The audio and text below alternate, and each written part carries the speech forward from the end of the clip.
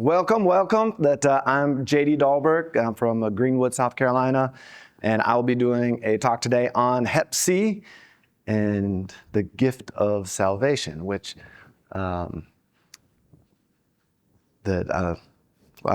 may not fit when you first think of those two things together, but let me tell you how it does and how it affects our patient population. I'm at a federally qualified health center in Greenwood, South Carolina. I did my family practice residency in Greenwood as well. We're not a faith-based organization, but any organization is happy to have Hep C care, and excellent. There's Hep C patients everywhere, and so that it has been really one of the most enjoyable things that I do. I just had my objectives today is, one, I want to convince you that you can do Hep C, that you can see Hep C in whatever setting that you're at.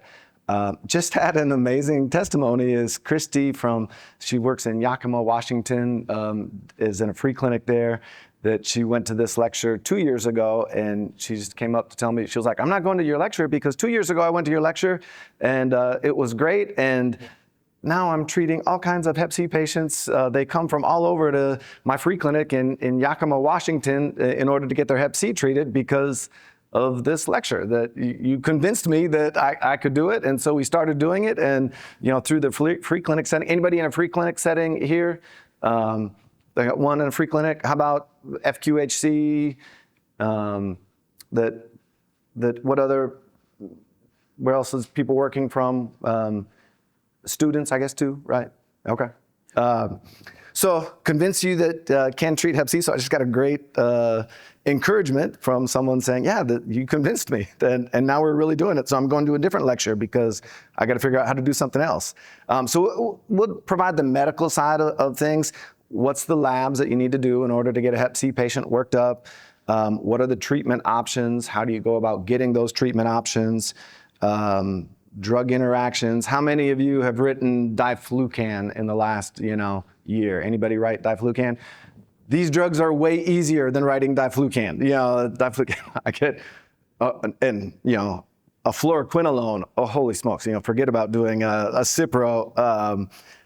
I work also at a rehab hospital. I do medical consultants there, and if I write diflucan, I get a pharmacist calling me like, you can't write diflucan for this patient because they'll die from a heart arrhythmia. And I'm like, but if I write a Hep C medicine, they'd be like, oh, that's fine. That's good. And then also just thinking about patient populations who need this, who would benefit from it, how to get it started if you've never done it before, how it worked from my perspective to get things going.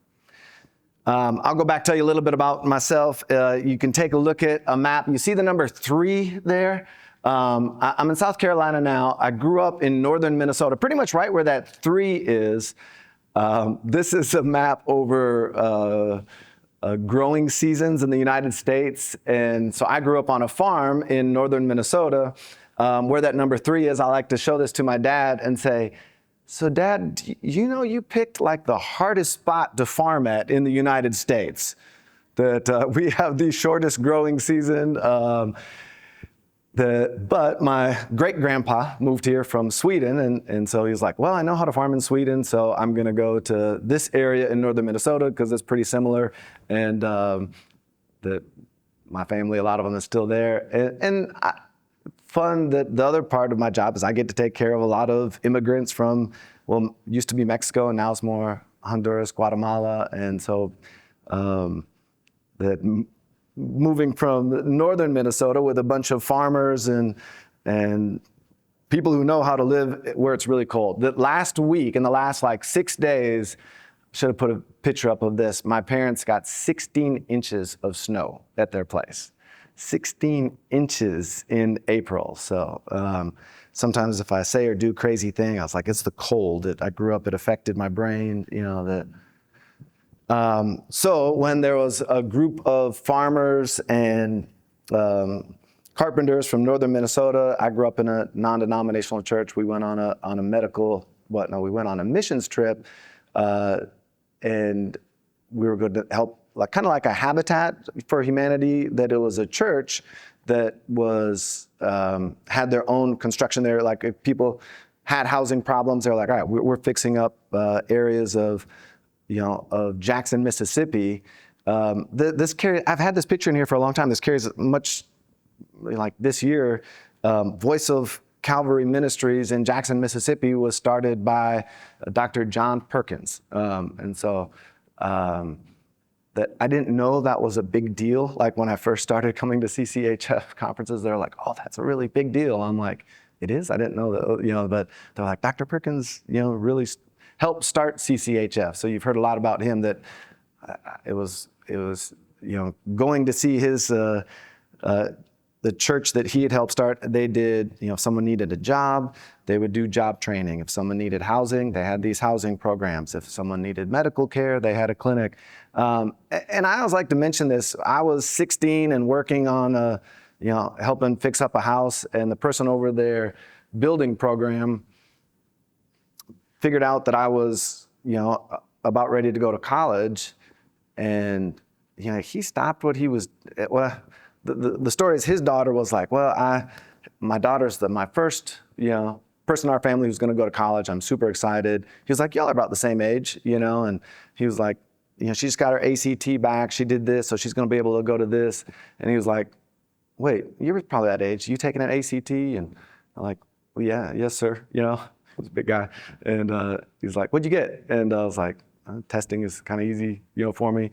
And he was like, wait, you did this on the test?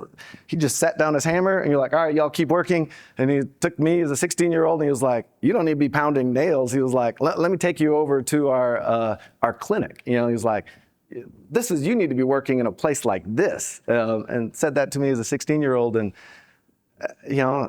crazy how someone will stop what they're doing, and it can have lifelong meaning to you. So I've tried to remember that, to model that. So after he had told me that really put on a pathway that I wanted to go into medicine, so that I could really wanted to serve in an area similar to that, where like not only would it be just taking care of someone's medical needs, but their spiritual needs, their physical needs. I like, even as a 16-year-old, God put that on my heart. That's where I wanted to work.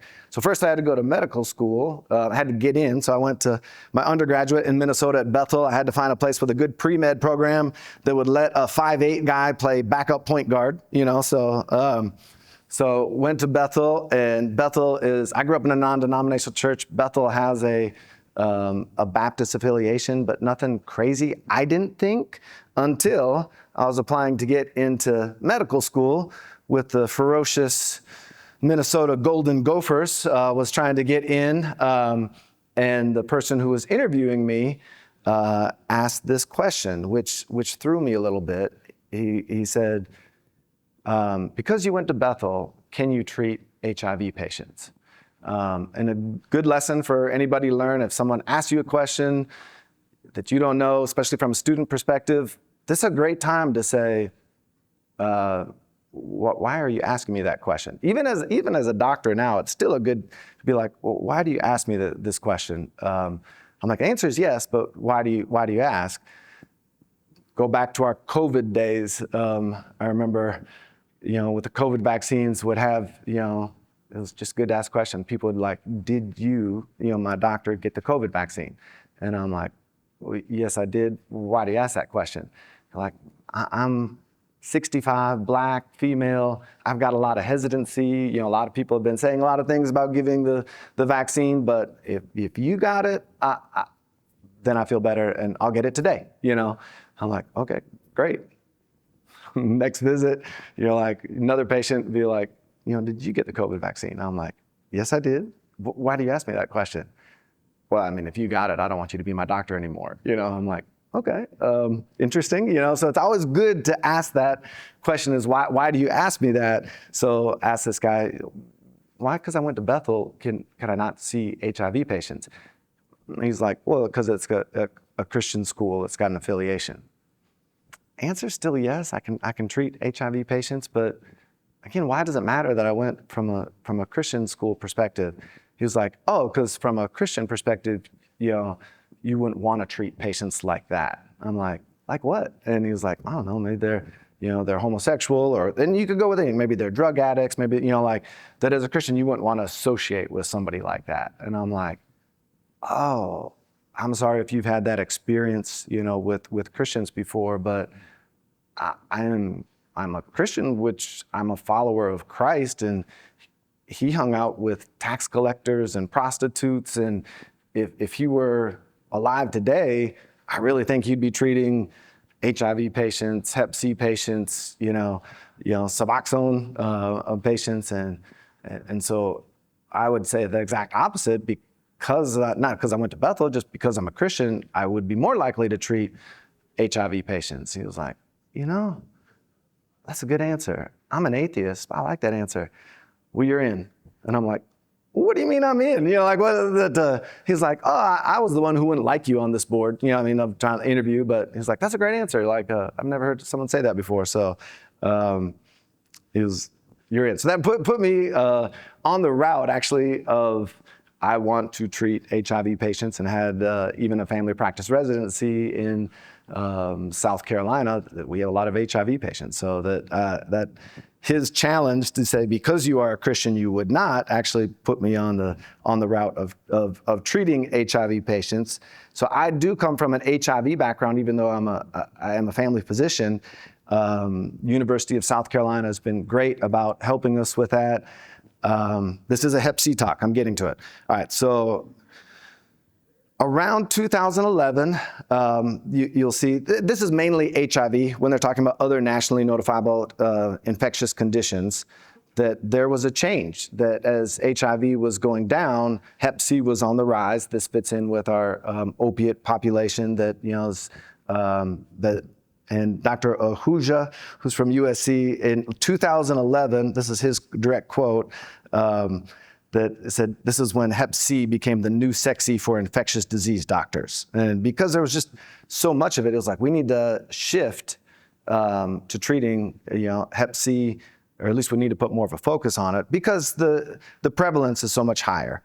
So where HIV used to be what we would see a lot of, 35,000 new infections a year, we haven't been able to get that number down. I'd like to go back and hear the prep lecture. I wasn't able to go to that yesterday, so I'm going to go back and listen to that one. But Hep C, there's just more of it around, so we need to have a better focus on treating it. And again, it's not hard to treat, so we'll talk about that. All right, so when someone first gets a Hep C, that when they're first exposed to it, they have that exposure, that surprisingly a good percentage of them will clear it on their own. So that number here, 25 to 45%. Younger people, I took a 20-year-old, it's not uncommon, 40% of that they'll clear the Hep C virus, without any medicines. This came up on my last family practice boards. If you're like, someone has a Hep C antibody on a screening test that was positive, and you did a Hep C viral load, it was undetectable. What's your next step to do? Refer them to an ID doctor, to check a liver ultrasound, reassure them that they're treated and that they're good. And the answer is, they're good, that they it's resolved and they're fine.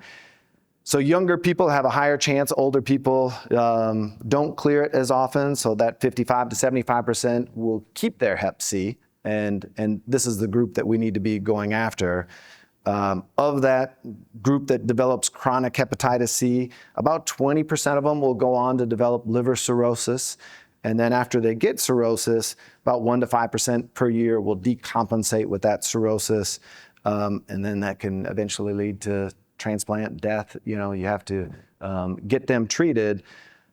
So we want to catch them in that early chronic stage before they move on to cirrhosis, before they move on to the decompensation. The interesting thing is, in this Hep C population, in this that we're treating, they all think they're going to die from Hep C, and I'll go into that they're a fun population to work with, because they're really grateful after they are treated, because they all think that they're going to die from their Hep C, because they know someone that has died of Hep C.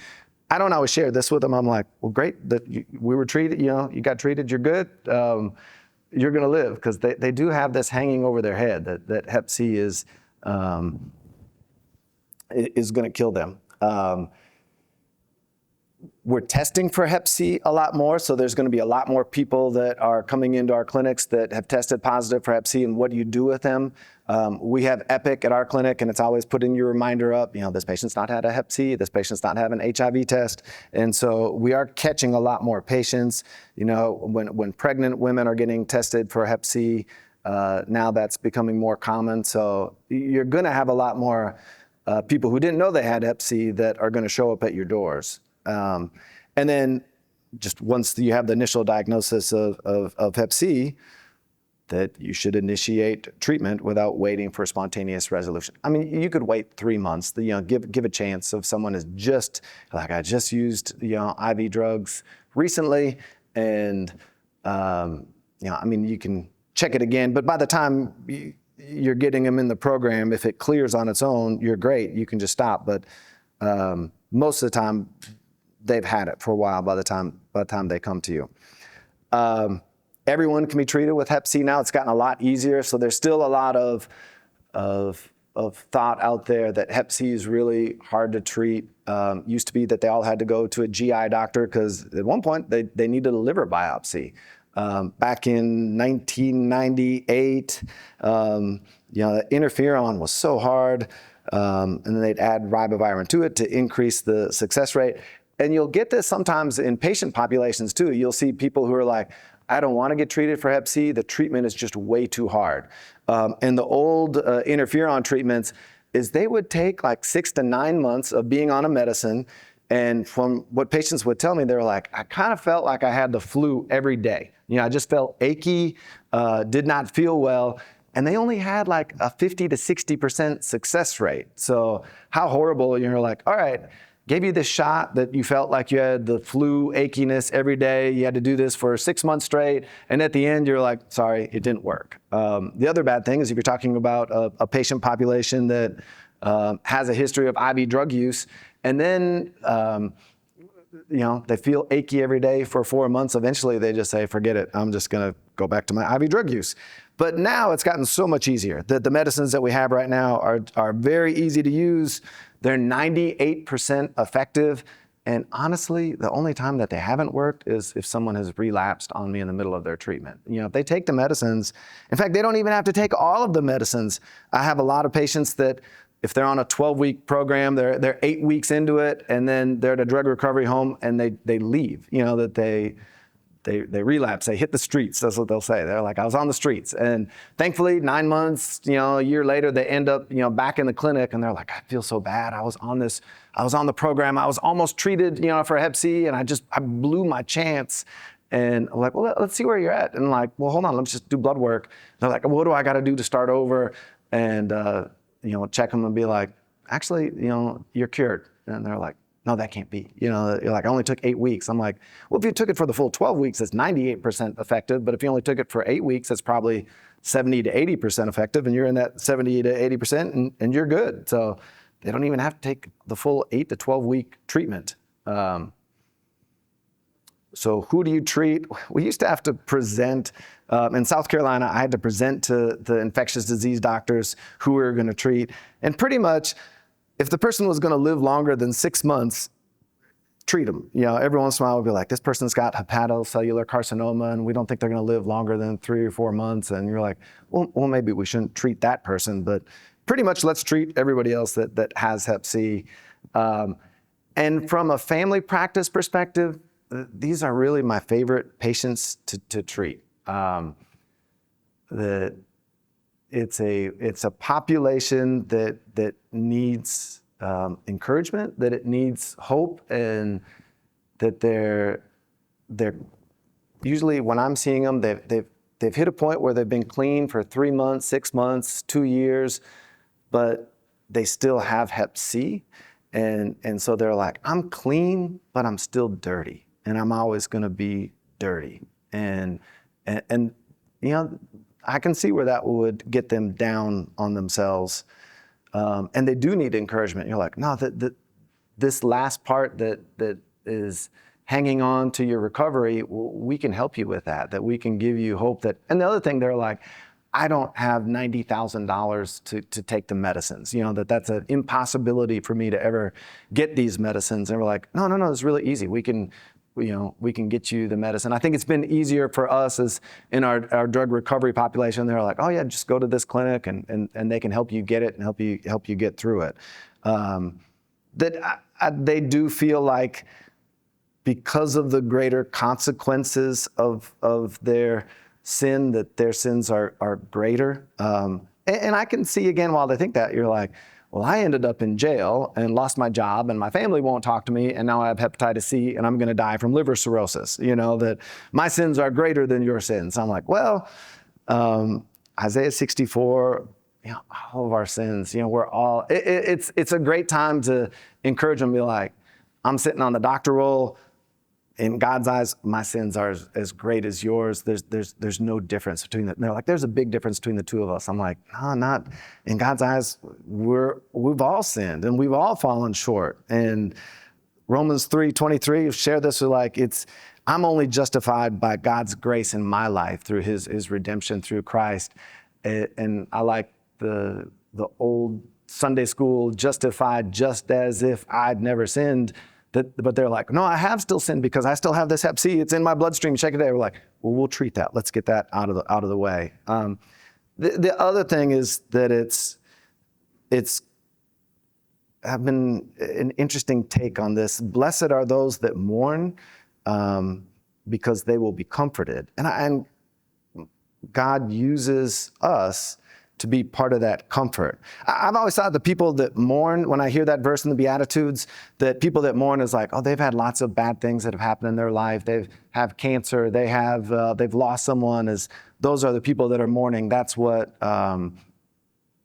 Jesus meant with that. But a recent new take that I'm trying to think of, trying to wrestle with is really mourning is more, part of it could be just brokenness over your sin, and the people who are really continue to be broken over the sin, God's gonna comfort them.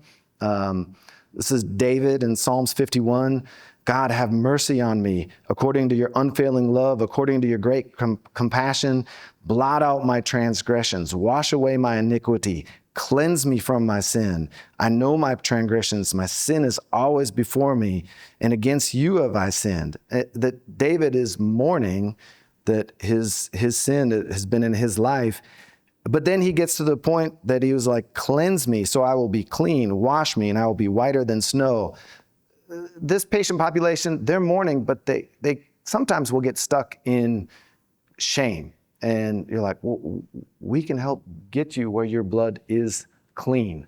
And a really fun population to work with because of that. All right, so convince you how to do Hep C. So this is a patient who recently came to our clinic, that she's a 63-year-old, was in a drug recovery home, tested positive. I'll talk about it in a little bit. We're doing a rapid Hep C testing where we're going out and doing a point of care test in order to get more patients into the clinic. So she came through there. I put her in as a good example that how many people do you see? 63, she's got an ALT of 32, an AST of 87. Not that bad from a liver function test perspective. You wouldn't think that, someone who has significant liver cirrhosis, kidney function or GFR is still normal. INR, it's not like she has a bleeding disorder, she's normal. Her platelets was 548, a little on the high side. Typically with people with liver cirrhosis, the platelet count can go down. So that's our initial lab testing that we'll do, checking their liver function test, kidney function tests. Want to always do an HIV test because people who have uncontrolled HIV have a harder time, getting cured from Hep C. You want to make sure their HIV is under good control before you treat them for Hep C. We'll look to see if they have Hep A, Hep B, if they need the vaccines. There was a thought at one point in time, if someone has this chronic Hep B, you got to really be careful with treating their Hep C because it'll reactivate. You put them on the meds, it'll reactivate their Hep B, and that just hasn't turned out to be a thing. Used to have to check the genotypes, that she was 1A, but that's not as big a deal anymore because the medicines we use treat all genotypes. And we do want to know, like, have you ever been treated for Hep C before? Because if you had, then that'll move us into a different class. But most of the patients that we're seeing have never been treated for Hep C. But then we want to move on and check to say, well, how is your overall, liver function? You can't just base it on the AST because hers wasn't bad. There's a couple tests that you can look at. Let me go over and so the transient elastography, the fibroscanner, we're doing that a lot more with NASH nowadays, so for people can get treated. There was a funny rule in South Carolina for a while saying, all right, the only people, when Medicaid first started approving these medicines, the only people who can get treated are people who have like an F3 or F4 fibrosis score on the FibroScan, and you got to get a FibroScan first. And I'm in Greenwood. Do you know how many FibroScanners we had in the state of South Carolina at that time? We had one. And so that was very difficult to get people treated, but we just didn't, South Carolina and Medicaid didn't have the money to do it. So I've never had a FibroScan, and it's not a big deal. If you're at a free clinic, if you're, in private practice, that you could do the APRI and the FIB4 tests. They're really easy to do. Really, that's just you plug in, liver function test, platelet count, and it'll give you the score. So that's an easy one to do. As I have other people that I'm teaching, sometimes it's easier for me to have a panel and say, all right, order the FibroSure test, and it'll tell us whether it's a F0, F1, F2, F3, F4. She came back as an F4. And the reason why I wanted to highlight that is her LFTs weren't bad. If you're F3 or F4, you need an ultrasound, but otherwise you don't. You don't need a CAT scan, you don't need an MRI, you don't need an ultrasound. But if you're F3 or F4, those are the patients you want to get an ultrasound on, not because you're assessing, like, do they have cirrhosis of their liver? You really are just looking for hepatocellular carcinoma before you put them on treatment. The hard part with a patient like her is she's going to need an ultrasound. It's still a great thing, but you got to get ultrasound before treatment. You really want to do an ultrasound every 6 months for the rest of her life. You have someone that her damage from Hep C is significant to her liver. Once you've treated the Hep C, the liver function test will go back to normal. And even if you did a FibroSure test, the FibroSure will go from an F4 back down to an F1. But the damage is still there, that there's still this background damage to the liver, that her risk of hepatocellular carcinoma is still there, but you want to make sure that that she doesn't develop a new case over time. And that is a hard thing to get people to stay connected into the clinic and be like, we need to do an ultrasound, and how do we get the ultrasound paid for? That's a challenge, but it is something. You still have lowered their risk of hepatocellular carcinoma tremendously with treatment, but you still would like to check. So she's going to be one that we're going to try and stay connected to after we get her treated.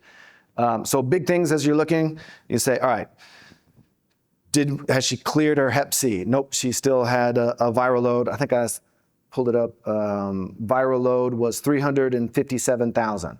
Again, I come from a HIV background. High viral load means, low CD4 count, lots of damage, so the higher the HIV viral load is, the worse things is for the patient. Hep C, that's not the case. So 300,000 is really a low viral load when I'm looking at Hep C. So low viral load, lots of liver damage for her. It doesn't correlate. So whether it's millions or, 30,000, you still just like, you all need to be treated and make sure that they don't have liver damage because it doesn't correlate. So does she still have Hep C? Yes, she still does. Has she ever been treated before? Nope. So we're open with medicines. What's her genotype? 1A, but that's not essential anymore. What's her stage of liver disease? From her FibroSure, she's an F4, so we need to get an ultrasound. Platelet count was okay. So she has cirrhosis. The question will come up: does she have decompensated cirrhosis? And pretty much you're like, well, she came walking into my clinic, so no, she does not. She's compensated in her cirrhosis. Essentially, decompensated patients are in and out of the hospital. So here are the medicines that we use. So how many medicines do we use for diabetes? How many blood pressure medicines, are we taking a look at? So here you really have to learn, if you're just on treatment naive, Two medicines, that's all you're looking at. That Maviret and Epclusa. You maybe heard of an old one, Harvoni, we used to use, but that didn't work for all genotypes. As I was saying, that they're pan-genotypic. So, I mean, you can use, I've never seen genotype 5 or 6. Usually 1 is the most common. And so Maviret or Epclusa are the two that we use, are the ones that we can get that are approved through insurances, through Medicaid as well. That if you are in an area where your labs, I work at FQHC, so it's easy for me to get labs, not a big deal. But if labs are an issue for the patient, this is the simplified Hep C treatment where you just get minimal labs. This is all you need, and you can start treatment. So it's definitely approved to not have as many labs.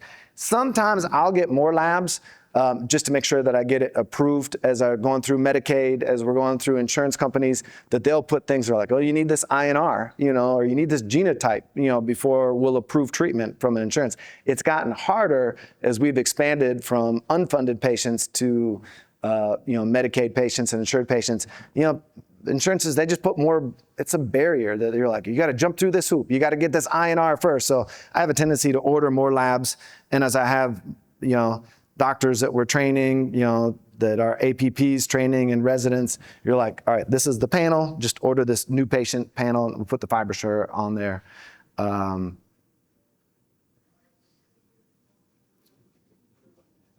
So once we've said, all right, no cirrhosis, or even if their cirrhosis isn't, significant, we've got treatment options. With the Maviret is easy, is 3 pills a day for 8 weeks. And then the Epclusa is 1 pill a day for 12 weeks. I'll ask patients, what would you rather do? And it surprises me, sometimes are very opinionated. They're like, I want to do the shortest time possible of 8 weeks. Other people are like, there's no way I could take 3 pills all at the same time. I'm like, really? Okay. So back to Maviret and Epclusa, the ones we use. This is going back to drug interactions. If you can write diflucan, that this is a piece of cake. So that the Maviret is the first one, that's the 3 pills a day for 8 weeks. That if someone's on a statin, that you just have to be careful with that drug. That's the main one. If people are on warfarin, on either of them, you just check an INR, but anticonvulsants will get you in trouble. I've had to switch some patients off certain anticonvulsants to a Keppra, and it's hard to get those patients into a neurologist sometimes, and so I was just like, well, I'm just gonna change them. I'm gonna switch them over, to Keppra so that we'll be able to get this done. That I'll put my email, ask me, I've got 2 more slides on this if anybody wants an easy, the drug interactions. I can give you the statin doses, I've got it all, like change them to this. Even if they're like, this is all I can get approved is the Maviret. If you change them to a low dose of pravastatin or rosuvastatin, it's really not a big deal. But with a lot of these patients for 8 weeks, they're like, well, you can come off your statin for 8 weeks. That's not the end of the world to do that. Ask everybody, do you take a proton pump inhibitor? Do you take some Prilosec, over the counter? Because, so many people do. And if they are on a proton pump inhibitor, then you kind of want to stay away from the Epclusa and shift them more towards Maviret. But you can do other things. A lot of it comes down when you're dealing with funded patients. This is easier when you're unfunded and you're like, all right, which drug assistance program are we going to use? All right, pick one or the other. If you're on a statin, it'll push us more towards Epclusa. If you're on a proton pump, we'll switch it more to Maviret. But if the insurance will only approve Maviret, well, they're like, well, that's fine.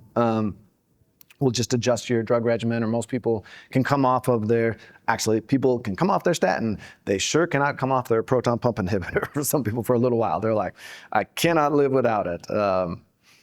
But then we try and get them on Pepcid or some other, even if we separate them out. But if you wanted more, I've got some great slides on that I can share with you too. I'll put my email there at the end. I just put that on, that there was a concern for a while if they're on Suboxone or, because a lot of patients that are in this population, it really doesn't matter. Just put them on, still go ahead and treat them. I get much more worried about their over-the-counter Prilosec than I do that they're on, Suboxone. The diabetics can have some hypoglycemia. I really don't see that. Monitor INRs, but we're checking INR monthly anyways. You don't have to do lab, someone's on their once they're on the medicine regimen. You don't have to check labs halfway through, but I like to bring them in for a visit, or I have my nurse do a phone visit. She does lots of phone visits, just trying to keep them connected. And then the hard part is they're in like a drug recovery home and they don't have a phone, because they're on blackout, with their phone. They take their phone away from them for the first. So that it's been, my nurse Amanda is always trying to track people down. But we do almost like to have them come in. I'm like, just come in for this scheduled visit. And we'll do labs. We don't have to do labs. That's why I want to make sure, don't worry about doing the labs. You don't have to do them. But it is nice to say, you've gotten your first bottle of Mavuret. Let me make sure you fill out the paperwork correctly so that we can get your second bottle of Mavuret and finish out the treatment. Once they have, you do like to check then the Hep C viral load once they completed treatment to make sure that their viral load has gone to undetectable. And then you would like to check it 3 months later, again, just to make sure that it's staying low. If their LFTs don't come down after they've been treated, then you need to look for something else. Then they have NASH because something else is causing their liver function test to be elevated. Here's the Sanford guidelines, which we used to use a lot. You're like, oh, which genotype do they have? Which one can we use? But now they pretty much always say the same thing. Say, all right, you can do Epclusa for 12 weeks or a Mavuret for 8 weeks. But if you get a complicated case, you can get in, and if someone has significant cirrhosis. Okay, so I did this talk 2 years ago, and I was like super encouraged that some free clinics are actually starting to do this. So we have shifted and are doing something else that has been a great program, really cool.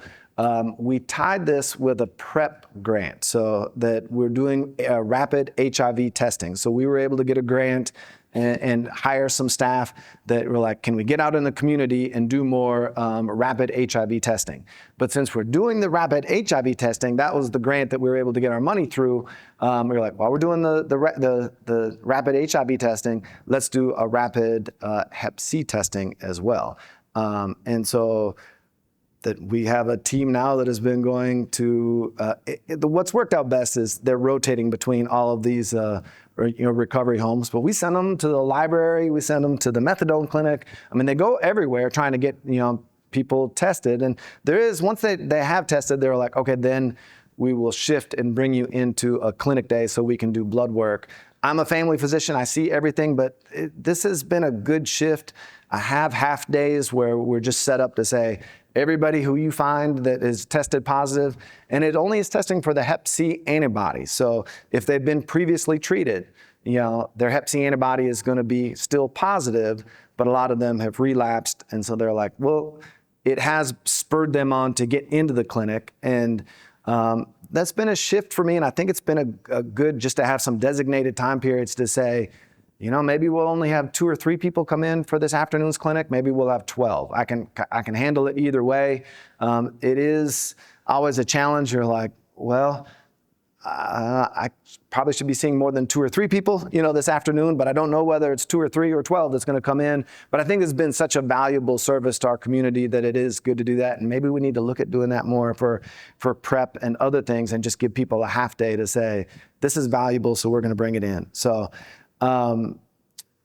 we have a homeless shelter who's really, really good, and they do it. The guys that run it are former military, and they don't need a lot of help. And they wouldn't let us come in and test. I don't know why they wouldn't let us come in. I'm like, can we please come in and do Hep C testing at your place, do rapid HIV testing? You're like, you just tell us who needs to be tested, and we'll just get those people. We'll just arrange those, and they'll go get tested. And you're like, everybody in your facility needs to be tested. You're like, well, just tell us who's the high-risk people, then we'll get those in. I'm like, anybody who has a history of homelessness, drug use, or psychiatric issues, we probably should get them a rapid, yeah, that's everybody. I'm like, that's what we're saying. We'll just come to you and let us just test them. So now they're letting us come in, and we stagger them out. And like, well, every 3 months, kind of almost have to wait for the population of those recovery homes to kind of shift over. And now we've got it set up on a timeline. So we go in, and I don't know if you've worked with the recovery homes. They're funny to work with sometimes. Some of them are really well run, like this, our Pathway House. Some of them, they're just like running around with their hair on fire, and trying to get them to figure out when we're going to come in and test them, and then get them to come in, and our staff has to be careful. Like, well, we figured out that we got to test them on Tuesday or Wednesday, and then they'll come into the Friday clinic, or even Thursday. But if we test them one week and then say, you all tested positive, come next week, it just all falls apart. So, we've had some learning curves as to how to get them into clinic. I'm gonna tell you a story. How much time I got left here?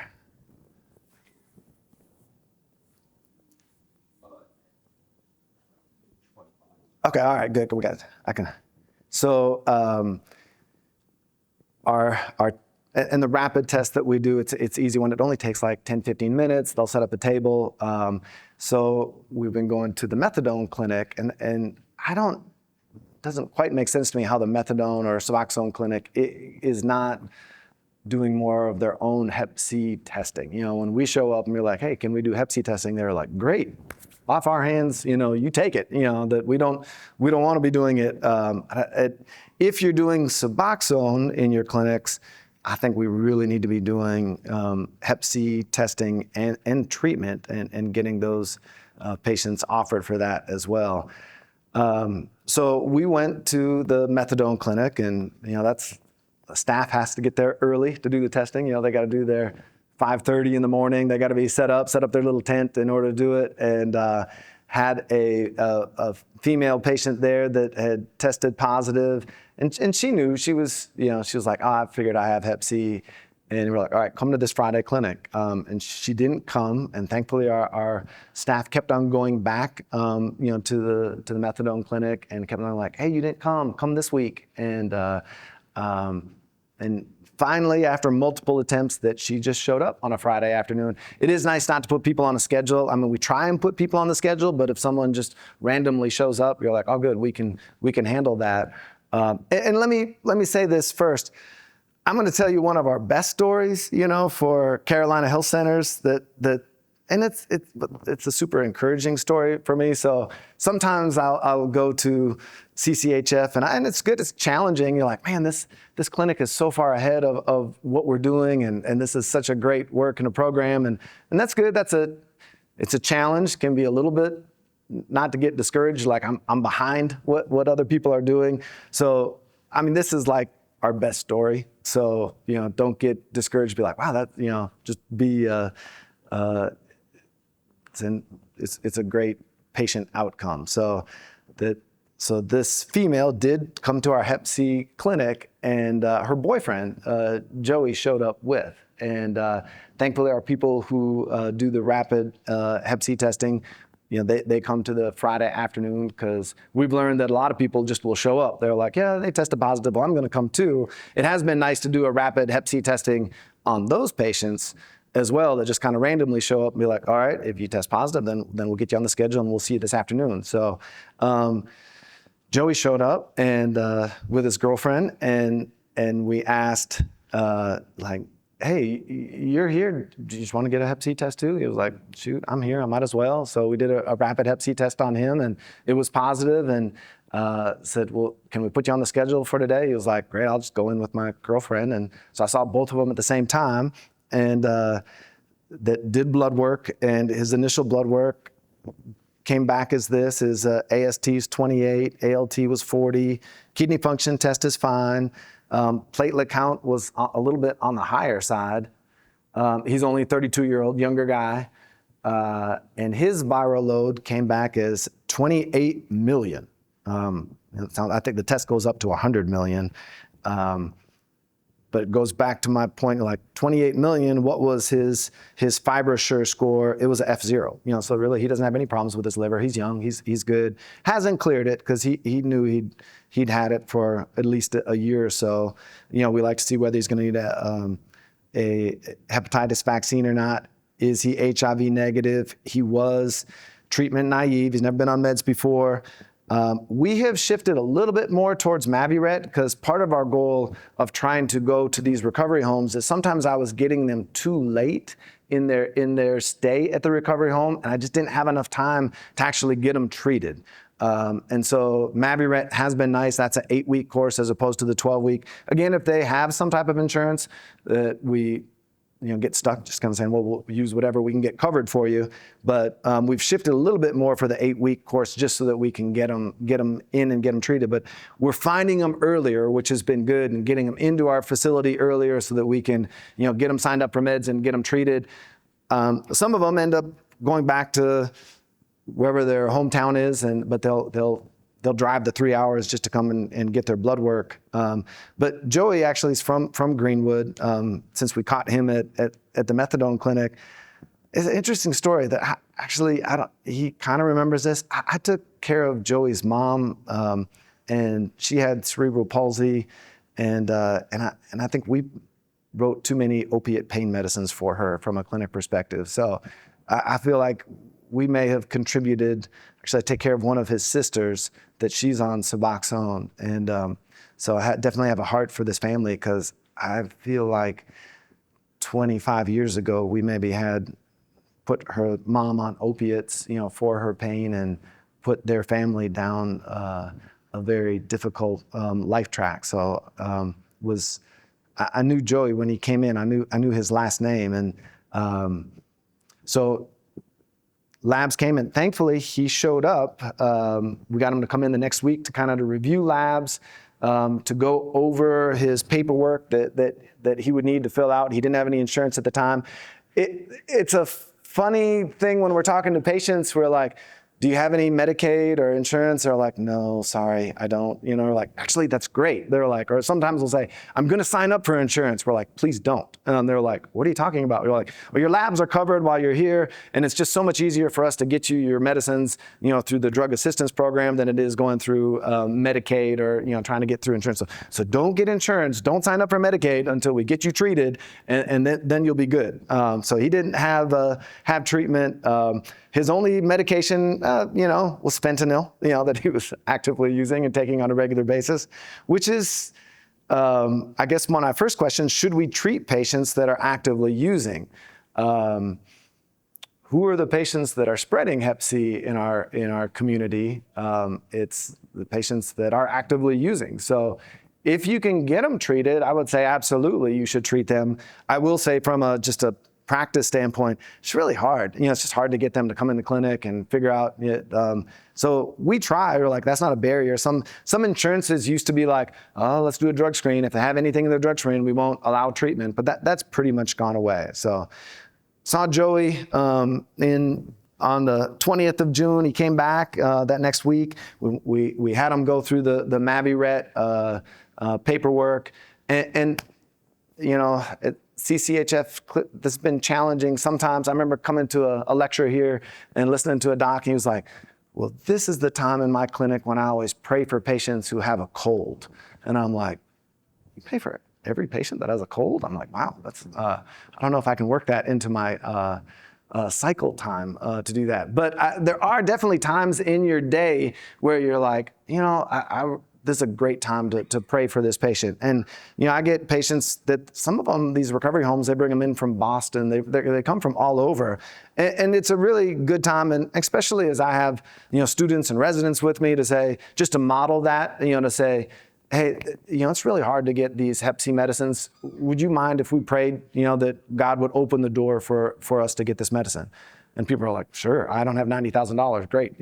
Just ask their permission, and it's a good time just to stop and say, God, we need your help in this. And I've never had someone say no to that. So we signed him up for the paperwork, and then we could not get a hold of Joey. We lost him, which happens with a lot of people that we just didn't know. We're like, shoot, we were so close. I remember I had a med student with me. I'm like, we provided a great path. He showed up, didn't have an appointment. We rapid Hep C tested him that day. We got him on the schedule that day. We did his lab works essentially for free. We signed him up for the paperwork. That our job isn't always to say success isn't always the end goal. I think if you want to continue to not get burnt out, over 20, 25 years, that you have to kind of view your success as saying, I can't always, similar to salvation, to be like, my job is to share the gospel,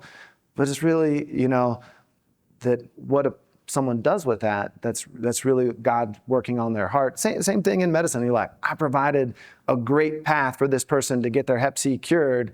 Whether he took it or not, I don't have control over that. So I don't want to be discouraged by that. I want to be encouraged by to say we gave him just a great pathway to be treated. Well, magically, this goes back to he just showed up one day on a Friday clinic. He heard we're doing the Hep C clinic, and he just kind of walks in months later. And I was like, Joey, I've been so worried about you. I've been praying that you would show back up. That we want to get you. Let's get you signed up for this medicine. And he was like, I got it. And he was like, what do you mean you got it? He was like, oh, before my phone went out, the MAVIRET, they called me and they shipped it to my house. And you're like, well, great, so you got the first bottle. Oh, they did the second bottle too. I'm like, wait, so he's like, yeah, I've done the whole 8-week course, I'm done, And I'm like, well, let's do blood work, let's see where you're at. And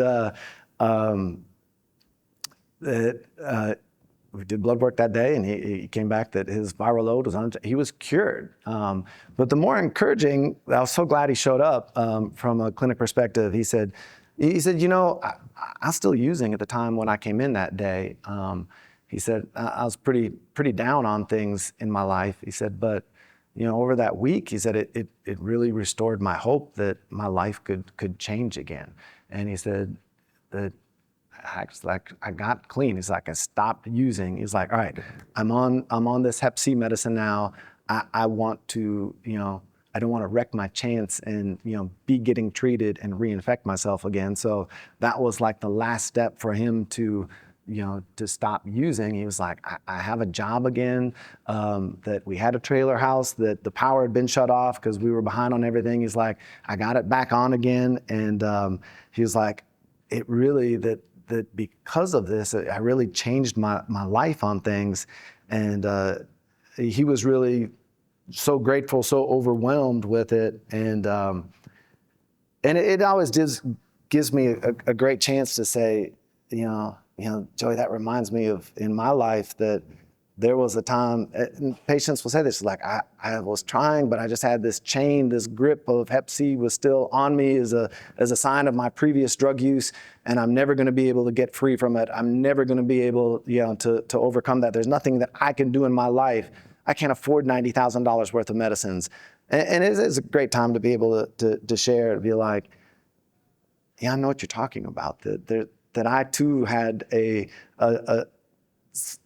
grip on my life that I was not going to be able to overcome. There was nothing that I could do that on my own, that only by a gift that was given to me was I able to have hope back again. I was like, I do understand where you're coming from.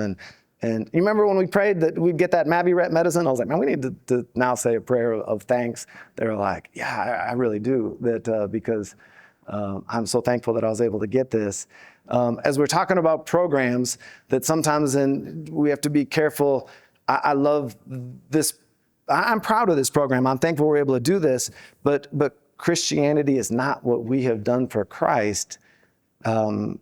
It always goes back to what Christ has done for us. And this program reminds me so much in my life of what Christ has done for me, because Romans 5:6, my favorite verse, at just the right time, when I was still powerless, Christ died for me. While I was still a sinner, he died for me. It helps just share with patients to be like, God doesn't come to us after we've cleaned up our life. He calls us, and then he works on us after he's called us, but while we're still sinners. Sang the song on Sunday in church, Hallelujah, praise the one who set me free. Death has lost its grip on me. He's broken every chain. Salvation in your name, Jesus Christ. That's my living hope. And with this patient population, it's fun to bring hope back into their life. So where do you start? If you were starting today, my encouragement would be, don't worry about insurance. Don't worry about Medicaid. Who are we called from CCHF to help the most? Is the people who don't have options. So start with, the patients that they don't have any funding. Get them their labs. It is the easiest way to get them their medicines. Go through the AbbVie, the Gilead programs. They're really easy to do. It's much less burdensome. That if you need any of that, there's my email. I can give those forms to you.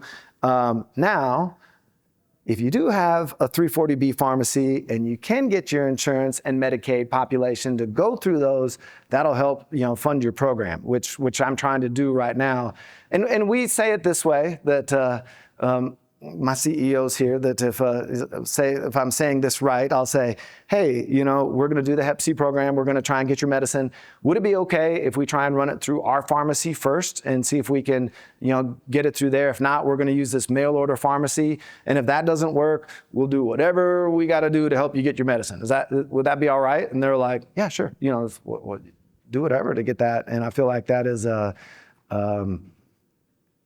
that helps us to fund this program long term. And if you can, get your hands on the rapid Hep C testing, and take a look at these PrEP grants, take a look at things that are out there that can help you get out in the community but you may have to set aside some time to do that. If you need any help with this as well, that I can give you the link to this, that University of South Carolina, they love to have people present cases to say, I have never treated Hep C before. Can I just, I'll send you my labs in and present this patient to you, and you can tell me exactly what I need to do, exactly which labs. They love to have this because they have a grant that's supposed to train people to do Hep C treatment in rural areas. And so they have been a huge help to me over the years.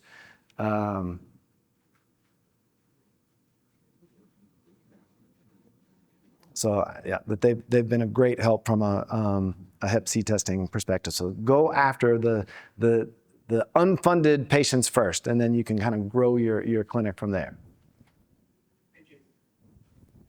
Good to see you. You were in Augusta, Georgia, and we just University of screening too. Yeah. And our people to see the support works, it triggers our providers to be one for lifetime. University of screening, NHF screening. Yep. Try to give income and food on this, risking. Yeah. It's interesting. I picked up a couple older individuals who got been sexually active, no tattoos, no nothing. Yeah. And their liver enzymes are perfectly normal. If you want. Very rare. That does happen. And we're picking those up. Although it's been nice to be able to get into the high-risk population and be like, oh, great, we're going to get you cured while you're here. So that's been nice. Those patients, it's helped us from an HIV perspective too, of just getting, there's been some people we just never would have thought had HIV that did, and to get them. We justify cost even with some, because of we get 340B2 rather than. Do you do opt-out, like where they just like, oh, we just test it no matter what? Oh, people, yeah. No, we discussed it with people. Yeah. Like we get the commission, of course, but like we presented that, so like this is just standard. Do you mind if we go ahead and do this? Yeah. That we've tried to look at it where from an HIV and Hep C, you're like, we don't even put in the order. It's just like it's just, they're like, we're going to do it. But it has been nice to get into the high-risk population and to come in and then just have it, but you almost have to designate a regular time period out, which I kind of think we need to do for PrEP. Y'all have done PrEP, right? That tried to, but it's hard to do. I can't get them to come in. So maybe if we did like a designated time period to say, hey, here's the time, that's what we're doing from a Hep C perspective, just like a Joey, just show back up again randomly on a Friday afternoon because you know that we're here. That's been really helpful. And then we were able to confirm that he was treated and got such a big blessing to say that you're like, what you always want in medicine, you're like, not from even what I shared with them, just what we did changed his life. In his words, you're like, oh, that's like our best story. But I have time, I have some admin time, so definitely. I'm happy to help people if you're like, how do you set this up, or what do you want to do? That someone from the Yakima Free Clinic came in and said, I went to your lecture 2 years ago, and we're treating Hep C like crazy, in the free clinic because you broke it down. 2 medicines is all the labs you need. This is what you do. It's really simple, from my perspective. We've had I had to create room because we had to do something different where I had too many patients that we treated over the years. You're like, you're coming now to see me, and I'm just going to treat your Hep C. And if you need primary care, we're going to get you into one of our other providers. But I want to keep on having this Hep C area that we're able to get people through and add a designated program with it because we're able to get so many. So we just started health medical unit, the national strategy county, they're providing medical care here all the way to mental health, primary care, everything. And we're really trying to bridge to get that kind of our goal to basic mechanism, but we're hitting a huge population of obviously substance use. So I keep thinking, okay, we need to do this, but sounds like it might, my biggest barrier has been like follow through, but we're showing up in the same location, the same time. Yeah. We are seeing consistent patients, and we're trying to get them into primary care, but I do wonder, like they still don't show up in primary care. Yeah, don't let that stop you. Get them out. You'd be surprised. Like I've had people in the recovery homes that they're like, yeah, I'm going to leave. And they're like, oh, wait, I'm going back home. I'm leaving the recovery home. They're like, oh, wait, I can get my Hep C treated if I stay here? I'm like, I guess I'll stay. And it does connect them into care. And you're going to lose some, but that's okay. You know, that if you're going to find some that stay and you get treated. And I do think if you're like, it's going to change and get them connected in, if I have a chance to cure my Hep C, that it'll connect them into care. Some of them. Some of them you're going to lose, and you just have to be okay with that. Yeah. Okay. That's good. I just feel like that was kind of my biggest barrier in my mind. Like I don't want to like start somebody and then 4 weeks into it. You know, but those people show up in like a year later and they're like, I'm back again. You're like, okay, yeah, they come back. Well, great question. Thank you, Dr. Dahlberg. Correct. We're going to wrap up. So can we just give Dr. Dahlberg a great